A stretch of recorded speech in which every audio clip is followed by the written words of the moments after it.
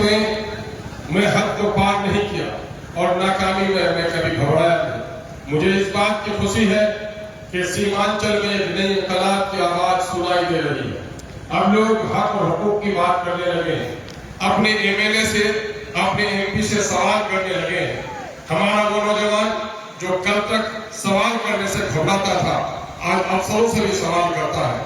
مجھے بڑی خوشی ہوتی ہے، میں امول ویسا کے لوگوں کا احسان مند ہوں کہ انہوں نے مجھے عزت بخشی ہے، لیکن آج اس کا کوئی نوجوان مجھے راستہ روک کر سوال پوچھتا ہے تو میں سمجھتا ہوں کہ اختر الایمان جیت گیا، اس سے کہ اختر الایمان بے سوالوں کا سوال کرتا ہے۔ میرے بھائیوں، انسان کی زبان کو اللہ نے وہ قوت عطا کی ہے جو سارے جانوروں سے اسے ممتاز کرتی ہے، اس لیے صاحب زبان ہونا چاہیے۔ میں آپ کو یقین دلاتا ہوں کہ اس وقت پارٹی کی جتنی محنت غلام سرور صاحب نے کی ہے، اور مجھے افسوس ہے اس وقت میں اپنے کئی پرانے ساتھیوں کو میری آنکھیں ڈھونڈ رہی ہوں، نہ جانے کیوں کس بنا پر وہ نہیں آئے۔ پارٹی کے فیصلے کو فیصلہ سمجھنا چاہیے۔ ابھی بہار میں صرف 2 آدمی کا پارٹی نے باضابطہ ٹکٹ اعلان کیا ہے ہمارے بیرسٹر عبدالحفیظ صاحب نے۔ ایک کا نام ہے جناب توصیف صاحب جو بہادرگنج سے ہے، دوسرے کا نام رنجیت رانا صاحب ہے جو ڈھاکہ سے ہے۔ اس کے علاوہ اختر الایمان کے ٹکٹ کا بھی اعلان نہیں ہوا، کیونکہ فورم یہ بھی ہمارے صدر محترم کے پاس ہے۔ ہمارے کچھ لوگوں کو نہ جانے کس بات سے ناراضگی ہے۔ میں کہتا ہوں میرے بھائی، ناراضگی چھوڑو، اگر پارٹی سے محبت رکھتے ہو تو آپ کو پارٹی کے ساتھ ہمدردی کا برتاؤ کرنا چاہیے۔ میں آج بھی ان دوستوں کو صدا دیتا ہوں کہ آپ آئیے۔ آج غلام سرور صاحب سے میری ملاقات ہوئی ہے۔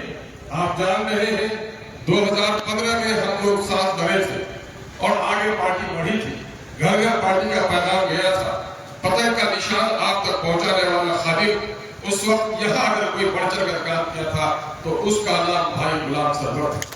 2020 میں کسی میں سے ٹکٹ نہیں ملا اور اس وقت ناراض ہو گئے۔ ہمارے دونوں دوست امیدوار تھے، بھائی ساجد صاحب بھی تھے، بھائی غلام سرور صاحب بھی تھے۔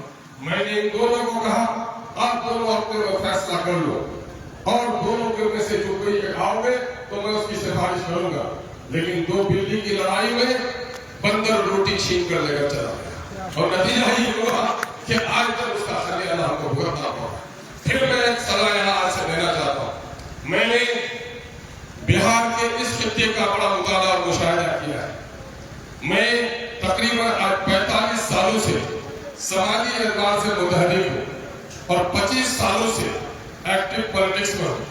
میں نے اس علاقے کی بے بسی دیکھی، میں نے اس علاقے میں دلالوں کو لوگوں کو لوٹتے ہوئے دیکھا ہے، ڈاکوؤں کا چلن بھی دیکھا ہے، جاگیرداروں کا ظلم بھی دیکھا ہے، غریبوں کی بے بسی بھی دیکھی ہے، یتیموں کی لاچاری بھی دیکھی ہے۔ یہی وجہ ہے مجھے لوگ کہتے ہیں کہ اختر الایمان کو تقریر بہتر کرتے ہو۔ میں نے کہا خدا کی قسم میں تقریر کیسی کرتا ہوں یہ تو فیصلہ آپ کریں گے، لیکن میں معاشرے کی درد کا ترجمان ہوں، میں تو اس کے درد کو بیان کرتا ہوں۔ اس لیے کہ ان حالات میں نے جو مطالعہ کیا، میں نے جو مشاہدہ کیا ہے کہ سیمانچل بے بس کیوں ہے، سیمانچل لاچار کیوں ہے، ملکی سطح پر مسلمان کمزور کیوں ہے، ملکی سطح پر دلت کمزور کیوں ہے، تو میرے بھائی ایک سبب نہیں